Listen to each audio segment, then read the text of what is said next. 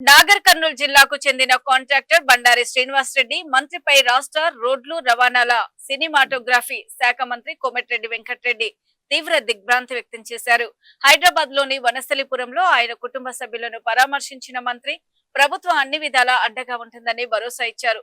చిన్న కాంట్రాక్టర్లు ఎవ్వరూ అధైర్యపడొద్దని, పెండింగ్ బిల్లులు, క్రషర్లు, మైనింగ్ సమస్యలను తమ దృష్టికి తీసుకురావాలని సూచించారు. ఈ అంశాన్ని ముఖ్యమంత్రి రేవంత్ రెడ్డి దృష్టికి తీసుకెళ్లడంతో పాటు మైనింగ్ శాఖ మంత్రి వివేక్ వెంకటస్వామితో సమీక్ష నిర్వహించి సమస్యల పరిష్కారానికి చర్యలు తీసుకుంటామని మంత్రి కోమటిరెడ్డి వెంకటరెడ్డి తెలిపారు.